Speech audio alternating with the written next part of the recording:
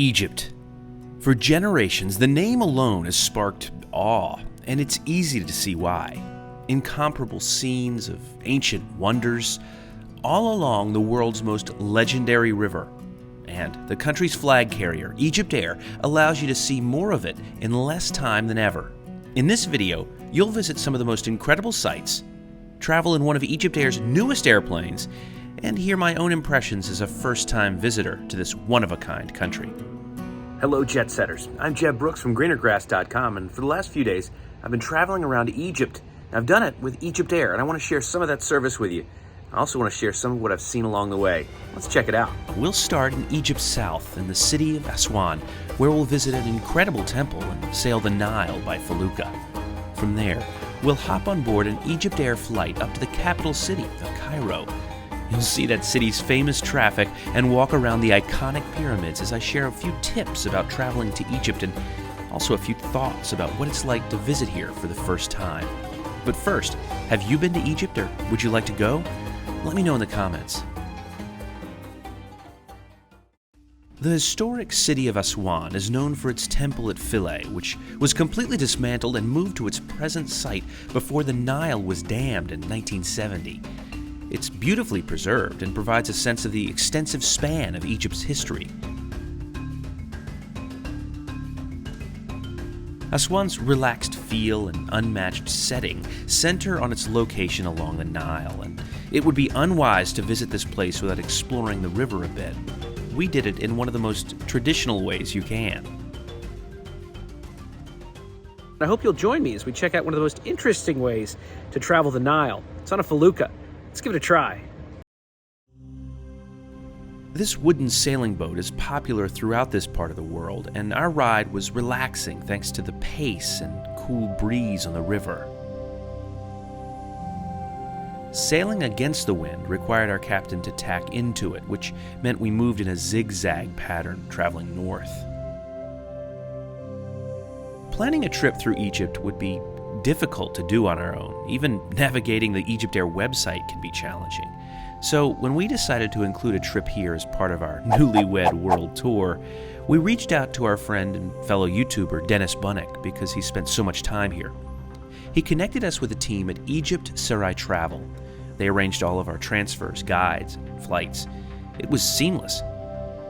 Tourism in Egypt, like the rest of the world, has really suffered greatly during the last couple of years. And I should say this is not a sponsored video. We paid for all of our tours and tickets and tips.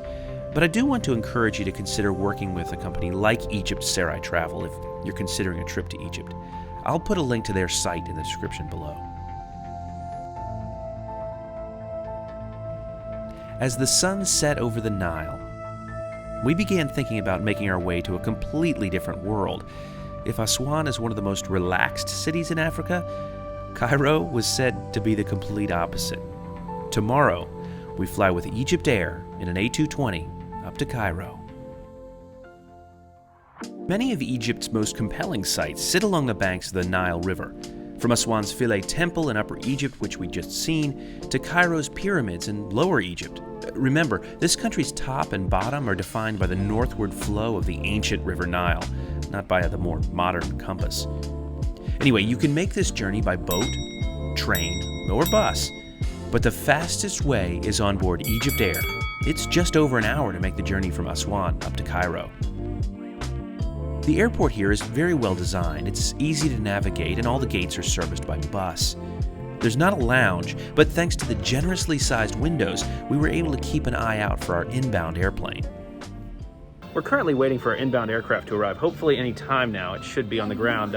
There's Suzanne just hanging out back there. Hi. Yeah, so keep an eye on the window. We'll see. We'd carefully curated our flights to ensure we were on board their new A220s, which are fantastic airplanes for them. They're used on flights to and from Europe, as well as on domestic trips like this one. Egyptair's fleet is relatively new and includes 777s and Dreamliners. There are also A320s, A330s, and even 737s. Okay, I see it. Now, I love the A220, the C series, and this is the 300, which is the lengthened version.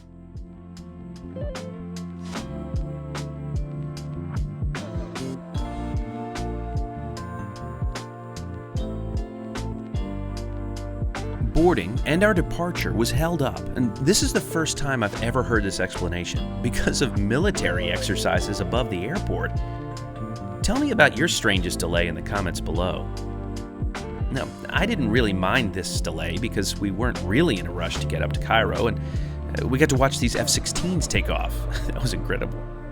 The A220s offer economy and comfort class.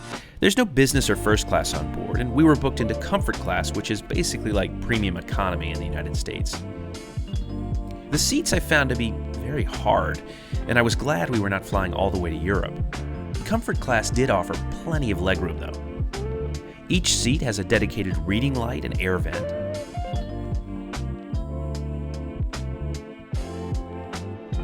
And as the air stairs backed away, I was ready to get this show on the road, or in the air, I guess. Whatever, we were on our way. Again, this flight from Aswan up to Cairo was scheduled to take just over an hour.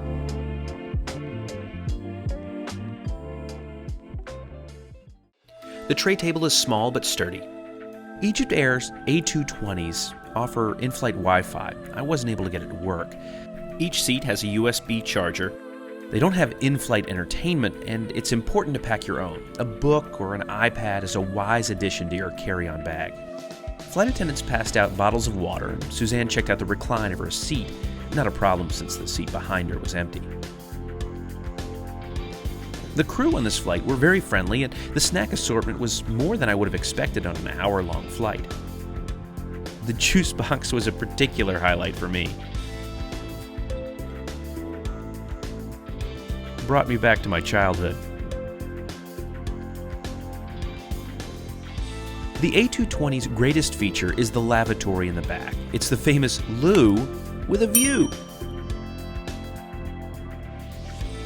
The Egyptair A220 has 122 economy seats and 15 comfort class seats like the ones we were in.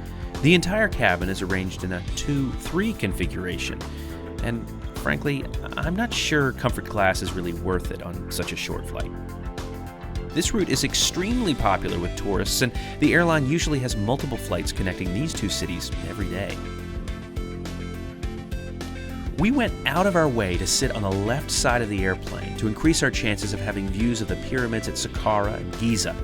Although the day was not quite as clear as we'd come in with Qatar Airways, we still managed some pretty epic sights.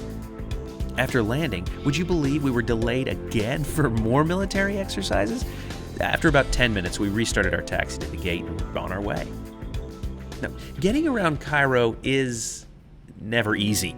Residents, it seems, take pride in the brutal nature of the volume of the traffic and the challenging conditions the roads present. But it's completely worth it in order to take on these iconic scenes. For thousands of years, people have been coming here to enjoy these views, and they truly live up to the hype.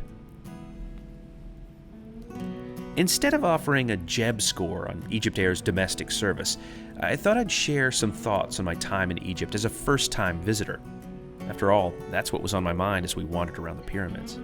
Well, that's what I was thinking when I wasn't being distracted by the skydivers coming into land here on the day we visited. I guess if you're going to jump out of a perfectly good airplane, doing it over the pyramids gives you a pretty good target. We only saw one guy getting medical attention. Anyway, I've heard so many people say they'd like to visit Egypt, but that they're intimidated, and I can understand. Cairo, in particular, is an overwhelming city. The traffic and sheer size of the place can be a lot to take in. And for many U.S. citizens, at least, traveling to a country as unfamiliar as Egypt can seem daunting. Arabic is as foreign a language as any, and the customs can seem altogether different. That being said, I'm not sure I've ever felt as welcomed in any other country as I was by the people we met in Egypt. Now, my number one tip for your first trip in Egypt is finding a reliable tour company, like Egyptair Travel was for us. They can help with your travel plans, and this really takes the stress out of traveling to a place like Egypt. Instead of having to worry about how to navigate, communicate, or even just figure out what's worth seeing, we focused on fully enjoying this amazing part of our honeymoon. Egypt is a country that's high on my list of places to visit again, and I can't wait to go back and see Luxor and return to Aswan. I'm not sure I've ever encountered a more relaxing experience than traveling along the Nile by Felucca. Now, if you haven't already been to this amazing place, I truly hope you'll find a way to visit. And between now and the next time, see you in the sky.